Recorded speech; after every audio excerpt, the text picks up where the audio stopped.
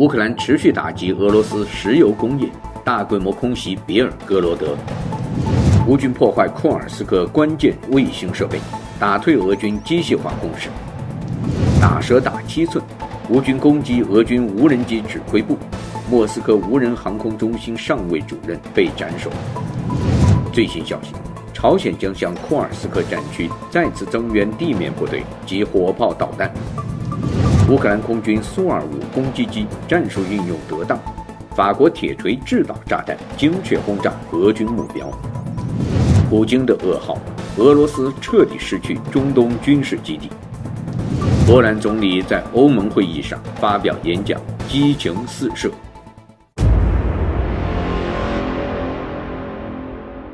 在顿涅茨克州的低空，一队乌克兰此路武装直升机在山谷中穿行，他们躲在俄罗斯雷达的覆盖范围内，离地面只有几英尺高，具体位置不明。俄罗斯第20军的精锐士兵正前往执行战斗任务，其中一名特种兵癫痫发作，瘫坐在地上，队伍中还有几个拄着拐杖，不知道这仗要怎么打。在国库空虚的情况下，金钱奖励已不足以拉动志愿者与国防部签订合同。俄罗斯开始将18岁的小伙子送到库尔斯克前线。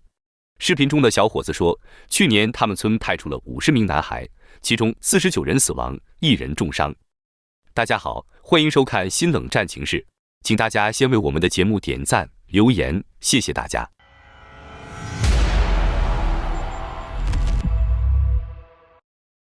俄罗斯的石油工业继续遭受致命打击。乌克兰的远程攻击型无人机昨晚成功袭击了俄罗斯梁赞炼油厂，引发了一系列大规模爆炸。据报道，至少有10架无人机参与了这次袭击，而当地人也数出了同样数量的爆炸。炼油厂严重燃烧，火焰升到数百英尺高空，当地人惊恐万状，争相逃命。另一方面，乌军在昨夜还向俄罗斯的别尔哥罗德等地发射了大规模无人机。当地居民称，在城市上空听到了巨大的声响，正和俄军的防空导弹激烈交火。而在沃罗涅日和图拉州附近也传来了类似的爆炸声。目前战况不明，还不清楚具体的目标，但袭击军事基地和油库的可能性比较大。今年以来，乌克兰已经袭击了俄罗斯11个大型油库，平均隔1天就一个。鉴于俄罗斯拉胯的防空能力，接下来乌军的有效袭击铁定会越来越多。这种非对称作战将在很大程度上改变战争的走向。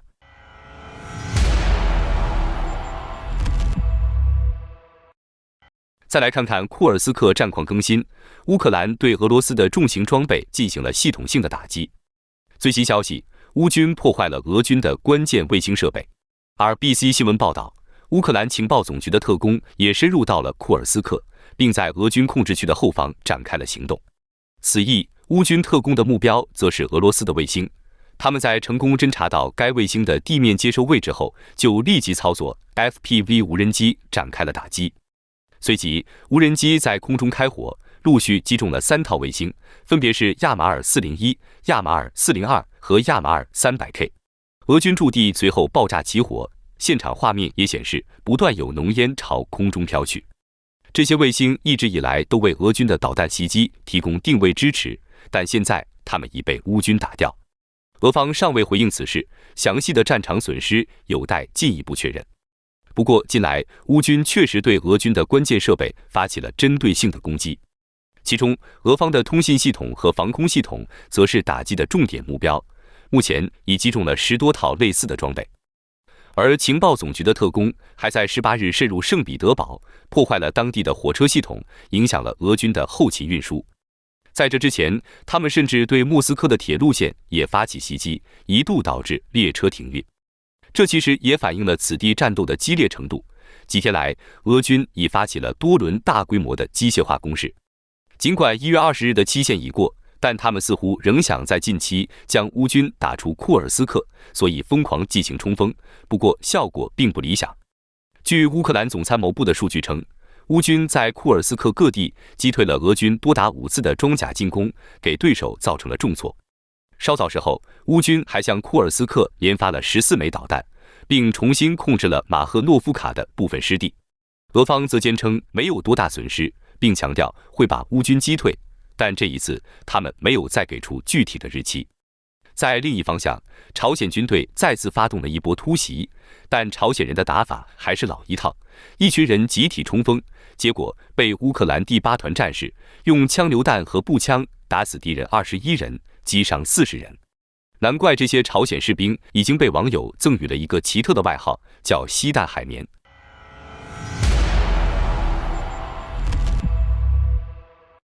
最新消息，朝鲜将在2025年3月中旬之前向俄罗斯部署新的军事人员，以补充过去一段时间的消耗。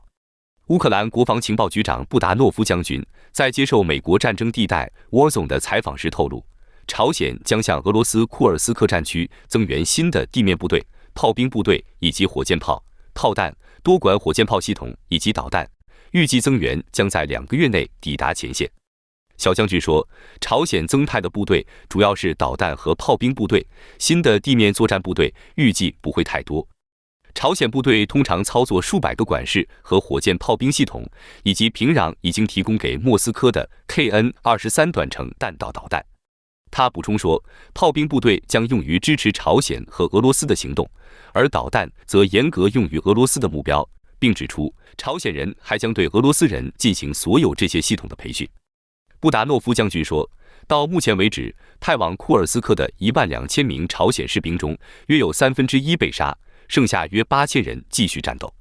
在过去3个月里，朝鲜向俄罗斯提供了大约120门170毫米 M1989型鼓山 Koksan 自行火炮和120套 M1991型240毫米多管火箭发射系统，未来可能还会提供至少同样多的火炮。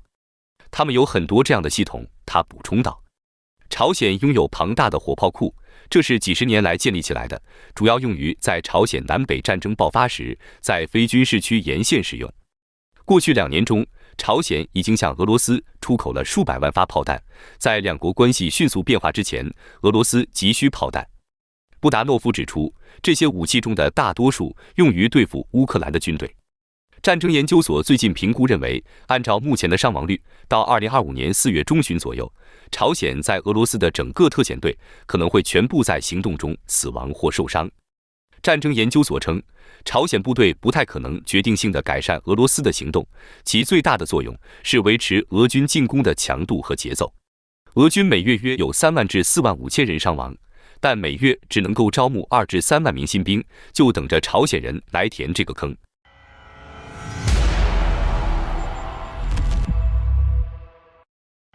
乌克兰在对俄罗斯后方发起远程空袭的同时，也在前线打击对手的指挥系统。最新消息，乌军袭击了顿涅茨克的无人机指挥部。开源情报防御者报道，当地时间1月22日，乌克兰部队继续在顿涅茨克展开行动，阻击俄军的攻势。这一次，乌军瞄准了俄军在前线的一个无人机阵地，随后开启了炮击定位，锁定了目标。紧接着，乌军的火炮就在地面朝俄军阵地发起猛攻，同时他们的 FPV 无人机也从空中进行打击。联合袭击之下，俄军的阵地一带已传出连续的爆炸声，并伴随着浓浓的烟雾飘散在顿涅茨克的上空。某种程度上来说，这也是乌克兰对俄军指挥系统的又一次打击，不过目标换成了更具针对性的无人机指挥部。此举则凸显了无人机在战场的重要性。而早前一天，乌克兰还在顿涅茨克空袭了俄29集团军的指挥中心。接下来，随着顿涅茨克战事的越发激烈，外界预计乌军或还将继续升级打击，对不同类型的俄军指挥部都发起空袭。与此相关的一条消息是，莫斯科地区无人驾驶航空中心的格奥尔基耶维奇上尉被乌克兰斩首。与此同时，俄军也发动了新一轮冲锋，再次动用了他们的摩托车突击队。已从营级单位升级为第5特种团的乌军欧米切部队赶来支援，双方在雪地里展开激战，持续了约半天时间。最终，乌军成功击退了俄军的攻势。乌军阵地前沿已散落了大量的摩托车，其中有不少都是直接陷进了泥泞的雪地中。红军村方向，俄罗斯军队正试图绕过该市，目前他们已经占领了科特利内。这意味着俄军现在可以从舍甫琴科继续向北进攻，而不用担心他们的西部侧翼。俄军前线又发生一起谋杀乌克兰战俘事件，画面太残忍，就不给大家放影片了。俄罗斯哨兵要求已投降的6名乌克兰战俘一一站起来朝前走，然后在背后放枪射杀，并用手机拍摄下来供人娱乐。这就是最纯粹的俄罗斯文化。而这种事在乌军中极少出现，只是针对杀俘的俄罗斯155旅不留活口。总的来说，是优待俄罗斯战俘，遵守日内瓦公约的，这就是文明与野蛮的区别。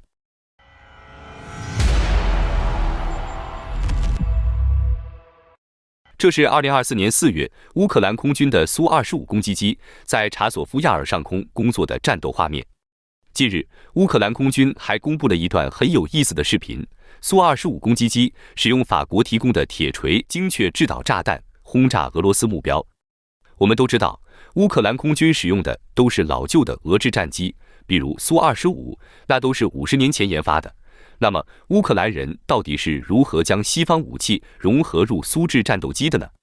这些视频来自于乌克兰第299战术航空旅，苏25飞行在乌克兰的高空，成队的释放铁锤精确制导炸弹，之后飞机拉起机头，急转弯，调转方向，并降低高度向回飞行。有些画面则显示，这些苏25战斗机在转向的同时释放热焰弹，作为干扰俄罗斯防空导弹的预防措施。之后，飞机降低高度，然后安全返航。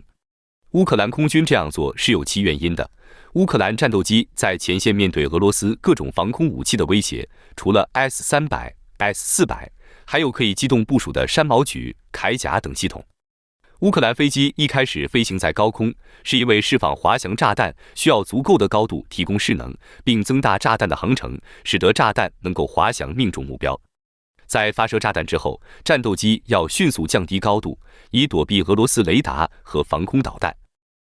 而在另一个视频中，乌克兰空军使用铁锤导弹在扎波罗热地区摧毁了一栋俄军建筑物，可以看到铁锤炸弹威力十足。视频的最后显示，这栋建筑物被完全摧毁。这款铁锤精确制导炸弹，英文名字叫做 AASM， 是由法国赛丰公司开发的一种全天候空对地武器。铁锤高度模块化，适用于不同的任务和不同的炸弹。它可以装备在125公斤至1000公斤不同等级的炸弹上，而且它本身有3种变体，可以根据作战任务采取不同的制导方式，甚至是动力方式。比如说，它的基准版本混合了惯性制导和 GPS 制导。此外，它还有2种扩展型号，分别在炸弹的弹头部分安装了红外制导模块或者是激光导引模块，这就使得这款炸弹具备了打击移动目标的能力。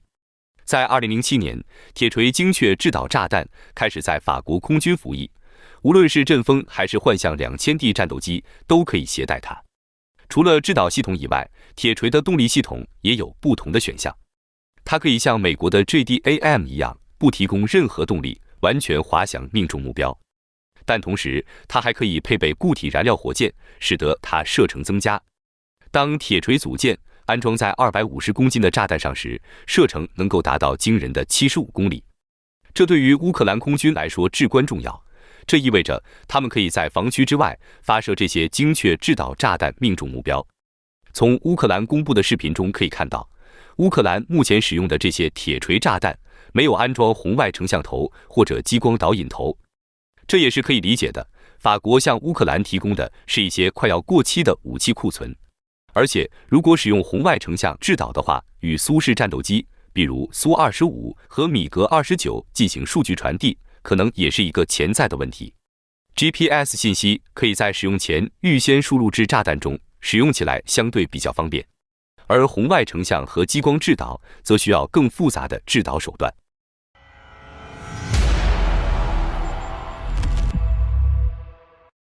叙利亚新当局以俄罗斯没有按合同约定对港口进行现代化改造为由，终止了与俄罗斯签订的关于在塔尔图斯港投资的协议，收回由叙利亚自己经营，并禁止俄罗斯船舶进入，导致俄罗斯大批武器设备无法运回。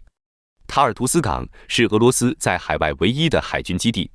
2019年，俄罗斯与阿萨德签署了租借塔尔图斯港49年的协议。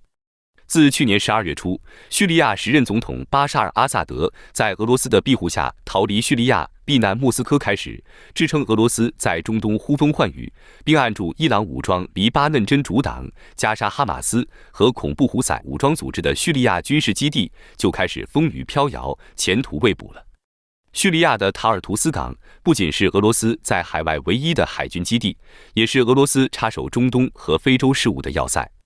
所以，叙利亚变天后，俄罗斯一边将其他俄罗斯驻叙利亚军事基地的重要武器设备转移到塔尔图斯港，一边抓紧与叙利亚新领导人谈判，试图通过放弃其他军事基地来保住对俄罗斯非常重要的塔尔图斯港。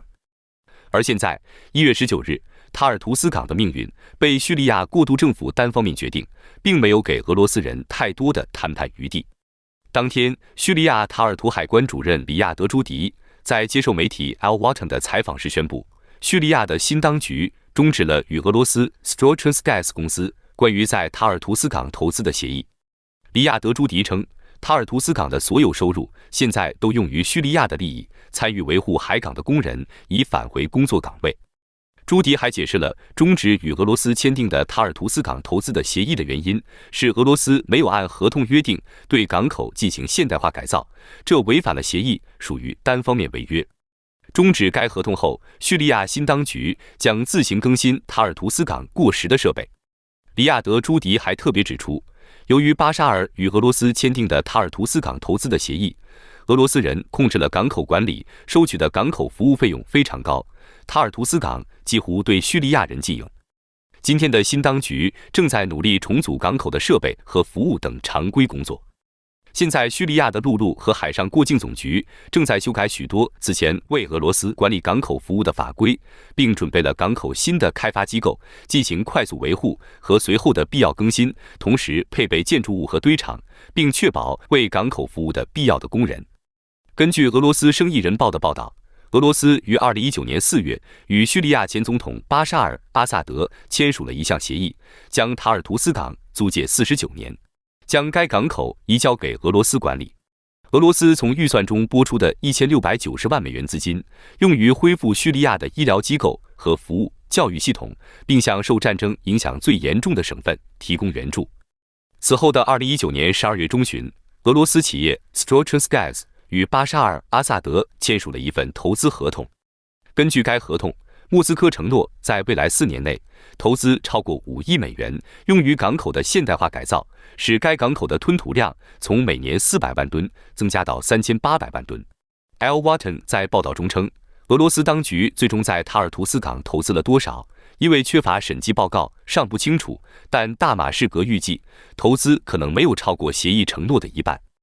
2024年12月，俄罗斯开始从塔尔图斯撤出军舰。叙利亚新当局一直不允许俄罗斯从港口完全撤走武器和军事装备。根据独立第三方 OSINT 的研究报告，试图进入叙利亚塔尔图斯港装运俄罗斯撤离武器装备的俄罗斯的护卫舰海军上将 Grigorovich 号和海军上将 Golovko 号、大型登陆舰 Ivan Gran、油轮 Vyazma 和 Skobelev，以及物流船斯巴达和斯巴达2已经在附近海面漂流了近2周，但一直未被叙利亚新当局允许进入。塔尔图斯港是叙利亚第2大港口，位于那里的军事基地使俄罗斯可以直接进入地中海，并与赫梅米姆的机场一起，成为克里姆林宫在中东和非洲影响力传播的关键点，也是部队、雇佣兵和武器转移的枢纽。12月8日晚上，由伊斯兰组织 HTS 领导的反叛军占领了叙利亚首都大马士革，并宣布推翻阿萨德政权。这位59岁的巴沙尔·阿萨德总统本人辞职，并逃往莫斯科，在那里他得到了庇护。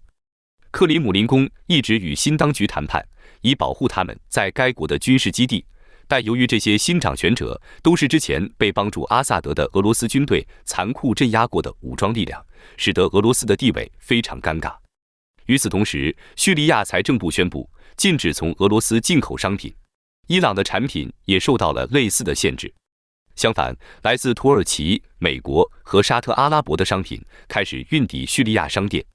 新当局允许以美元进行金融结算，并批准了统一关税，将关税降低了50%至60%，以支持当地生产商并刺激工业。另外，本周二，以色列国外交部副部长哈斯克尔与乌克兰驻以色列国大使科尔尼丘克会面时透露，已向议会建议将从黎巴嫩和其他反以武装缴获的大批俄罗斯制造的武器装备移交给乌克兰，这对俄罗斯来说就更是直接打脸了。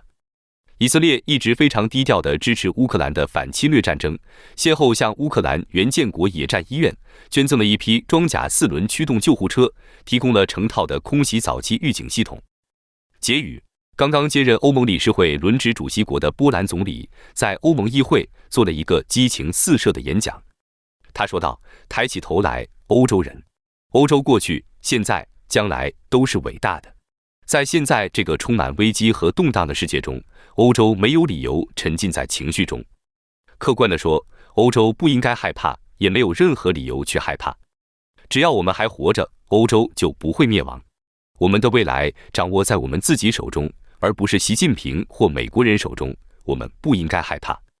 不要问美国能为我们的安全做些什么，我们必须问问自己能为我们的安全做些什么。”好的，感谢您一口气看到最后了，这是对我们最大的鼓励和支持。要看最全面、最及时准确的战场热点报道更新，就请每日锁定新冷战情势。如果您喜欢我们的节目，也请您点赞、留言、订阅，把视频分享出去，让更多的人看到这个节目。想要赞助我们的朋友，可以打开超级感谢打赏赞助，帮助我们能持续做出更多好节目。谢谢大家。